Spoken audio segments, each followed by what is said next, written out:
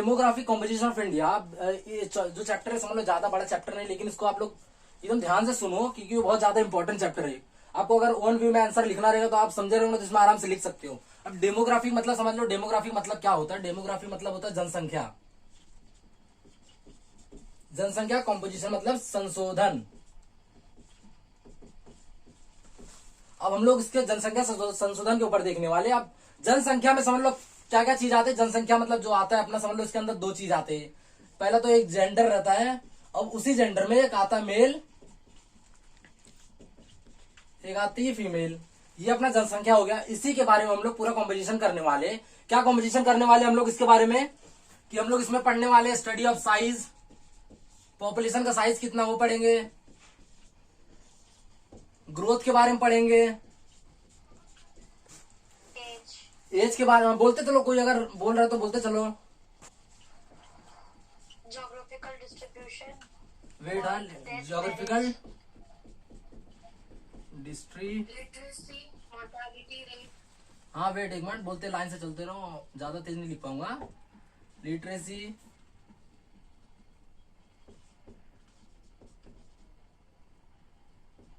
Fertility rate, mortality rate, birth rate और death rate होगा।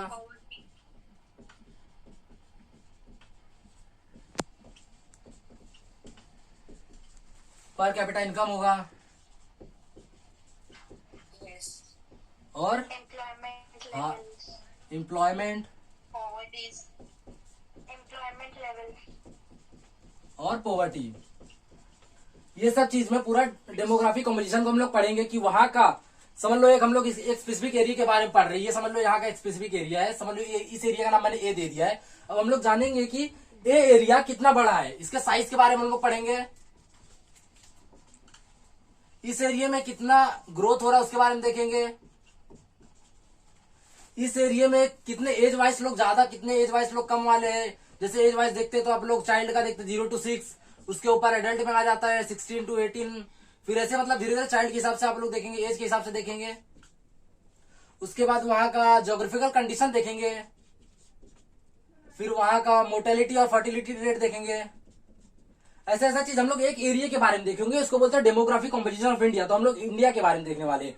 India की क्या हालत चल रही है, इंडिया में कैसा रेट ऑफ ग्रोथ है, कैसा mortality rate, fertility rate, birth rate, death rate, per capita employment कितना है, पॉवर्टी रेट। आप लोग को इंडिया के बारे में पूरा देखने वाले। अब समझ लो एक ही चीज क्या होता है स्टडी ऑफ साइज। मतलब आपको समझ गया कि हम लोग पूरा एरिया के बारे में पढ़ेंगे कि इसका एरिया का साइज कितना है, क्षेत्रफल कितना है, कितने एरिया में पूरा इंडिया फैला है। उसके बाद हम लोग देखने वाले उसका ग्रोथ के बारे में, इंडिया में ग्रोथ कितना हो रहा है, कितने एज वाले ज्यादा है, जैसे यंग ज्यादा है कि ओल्ड पीपल ज्यादा है कि चाइल्ड ज्यादा हो रहे हैं।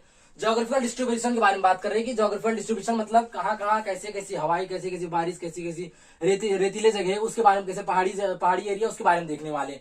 फिर लिटरेसी रेट के बारे में बता, लिटरेसी रेट से डेमोग्राफिक कॉम्पोजिशन ऑफ इंडिया पता चलता है कि वहां की साक्षरता दर देखते हैं, कितने लोग वहां के पढ़े लिखे। जैसे अभी हम लोग देख लेंगे, अपने को यहाँ डाटा दिया है कि नेशनल एवरेज पे, डाटा क्या दिया है, नेशनल एवरेज पे लिटरेसी कितना है,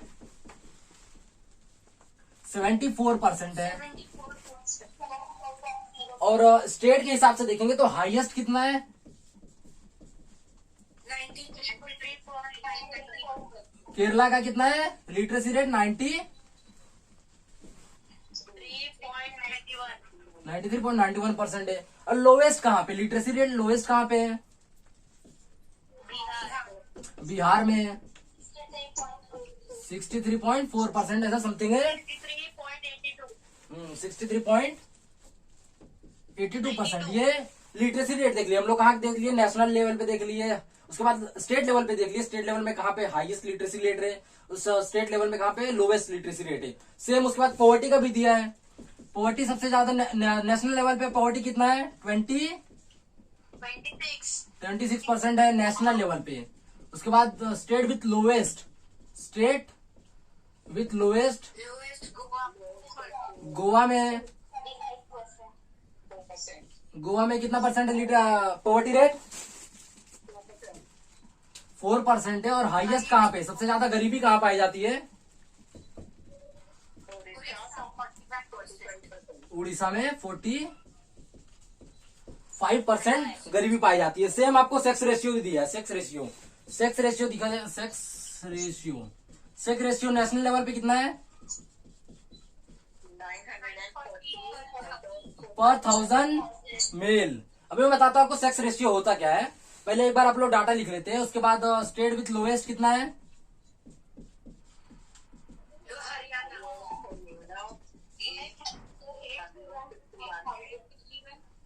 आउट ऑफ 1000 हरियाणा में कितना है? लोवेस्ट में 861 अपॉन 1000। आउट ऑफ 1000 और उसके बाद state with highest Kerala 1058 Kerala 1058 out of 1000। ये अपना समझ लो एक रेट जो अपने को डाटा बुक में दिया गया, आप लोग ये पढ़ लेंगे। अब हम लोग एक एक चीज के बारे में जानते हैं कि एक्चुअली में सेक्स रेशियो होता क्या है, फर्टिलिटी रेट क्या होता है, मोर्टेलिटी रेट क्या होता है। ये आप जानना जरूरी है। आप जान लोगे तो आपको अगर पेपर में आ गया, समझ लो आपको ज्यादा आंसर नहीं आ रहा है कि अब इसके बाद मैं क्या लिखूं। डेमोग्राफिक कॉम्पोजिशन ऑफ इंडिया पूछ लिया, मैंने तो इतना लिख दिया है कि डेमोग्राफिक कॉम्पोजिशन ऑफ इंडिया क्या होता है। Study of size, growth, age, geographical distribution, mortality rate, fertility rate, literacy, birth rate, death rate, हम लोग तो लिख दिए। अब उसके बाद तो 4 लाइन में आंसर खत्म हो गया, अपने को तो ज्यादा पेज में लिखना है, क्योंकि ये बीए का फंड है, जितना पेज आप भरोगे उतना आपको मार्क्स मिलने वाला है। तो अगर आपको एक एक चीज पता रहेगा तो आप एक्सप्लेन कर सकते हो ना कि हाँ इसका मतलब होता क्या है, तो आपको अच्छा खासा मार्क्स मिल जाएगा। जहां जितना पेज भरोगे उतना मार्क्स मिलेगा। ये तो डाटा दिया, अगर आपको इसको लिखना है तो लिख लो, बुक में तो दिया है फिलहाल। रेफ कर दूं मैं इसको? हाँ टेक्स्ट बुक में है पूरा। हाँ this is written in the textbook page number 2। अब यहाँ पे देखने वाले हो, देखो साइज ऑफ ग्रोथ हम लोग को समझ गया, ग्रोथ रेट समझ गया, एक ग्रुप समझ गया, ज्योग्राफिकल डिस्ट्रीब्यूशन अपने को समझ गया, लिटरेसी रेट समझ गया, फर्टिलिटी रेट क्या होता है। फर्टिलिटी रेट मतलब क्या होता है? फर्टिलिटी रेट मतलब किसी को पता है क्या? बोलो बोलो, अगर जिसको पता है तो बताओ। चिल्ड्रन बॉर्न हाँ बोलो बोलो। How many children are born. नहीं, वो तो अपना बर्थ रेट में आ गया कि how many children born in this year, कि अपने को इस एरिया में कितने चिल्ड्रन बॉर्न हुए, उसको हम लोग बोलते हैं बर्थ रेट बोलते हैं। और कितने डाई हुए और डेथ रेट होता है। डेथ रेट मतलब और बर्थ रेट मतलब समझ लो कि in a year how many children born, okay ये अपना बर्थ रेट हो गया। सेम डेथ रेट हो गया, in a year how many death, yes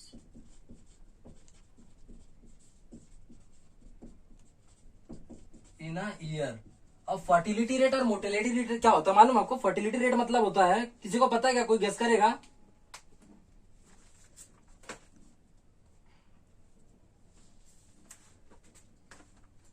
बोलो, नहीं पता तो बताओ मैं आगे। नंबर ऑफ चिल्ड्रन, हाँ जो मतलब कितने बच्चे हो रहे हैं, मतलब 1 या 2 हो रहे हैं या 3। हाँ सही बोला आपने। Till the age of 15 to 49, समझा आपको? नहीं समझ में आ रहा तो बोलो, मैं समझाऊंगा।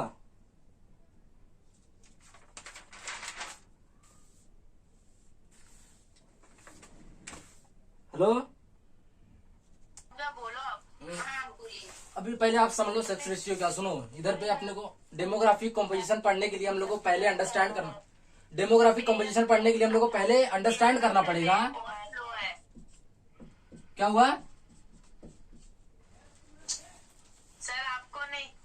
डेमोग्राफिक कॉम्पोजिशन पढ़ने के लिए अपने को पहले अंडरस्टैंड करना पड़ेगा सेक्स रेशियो कैसे होता है। सेक्स रेशियो, सेक्स मतलब अपने को पता है कि जेंडर जो होता है वो मेल और फीमेल में डिवाइड है। अब सेक्स रेशियो क्या होता है? सेक्स रेशियो का जो मेजरमेंट करने का जो पैरामीटर दिया गया अपने को, क्या दिया है? नंबर ऑफ फीमेल पर 1000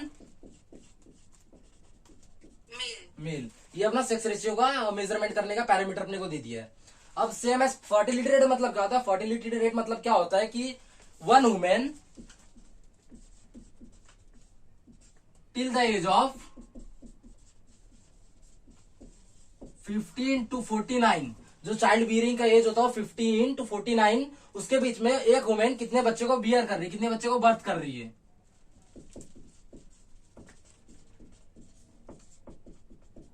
इसको बोलते हैं हम लोग फर्टिलिटी रेट।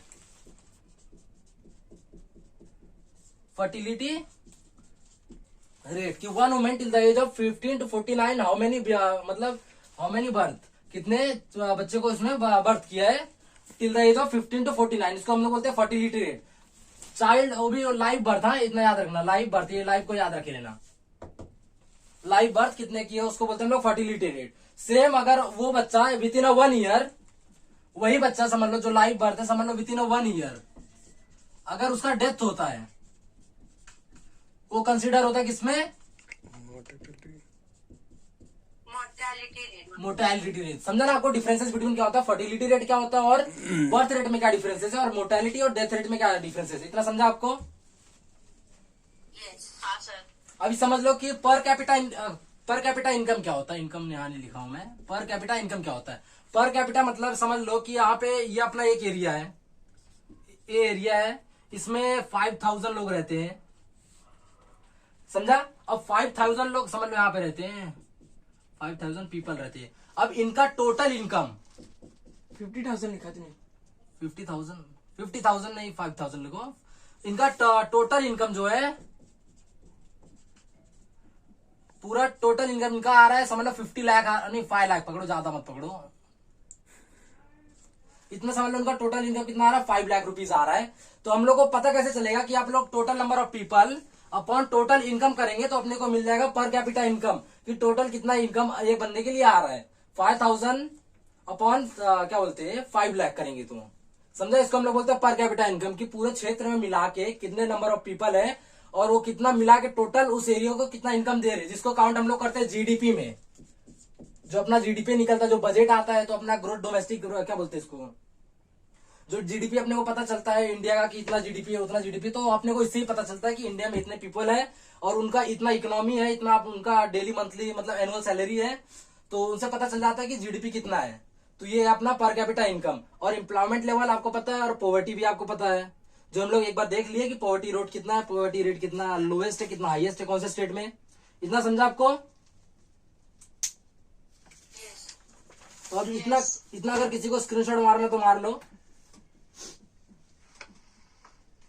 सॉरी बट एक बार वो मोर्टालिटी रेट और फर्टिलिटी रेट का मतलब कि हम लोग लेते हैं अपने बुक में, ज्यादा नहीं दिया अपने बुक में, जो अपना बुक पब्लिश हुआ 2011 सेंसस तक का ही बना है, इतने ही की जनगणना तक का बना है, तो उतने का ही अपने पास डाटा है, 2022 का तो बना नहीं है अभी।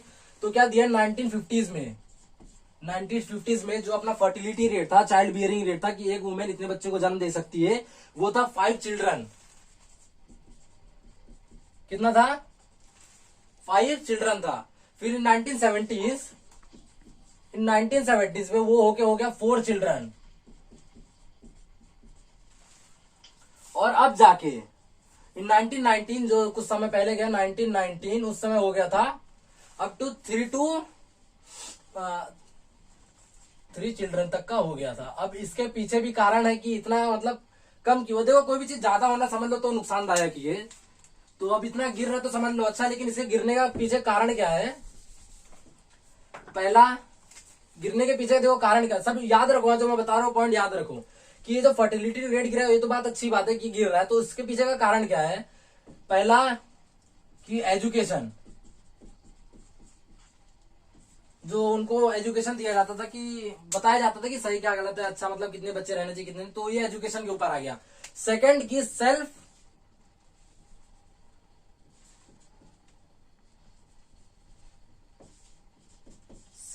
इंडिपेंडेंट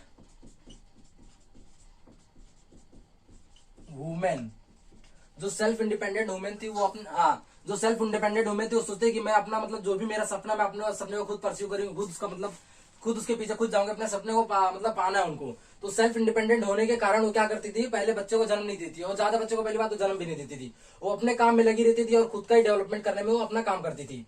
बिकॉज ऑफ दिस और एजुकेशन की वजह से चाइल्ड फर्टिलिटी रेट गिरा है, जो आज भी मतलब लगभग समझ लो गिरा ही है, ज्यादा नहीं है।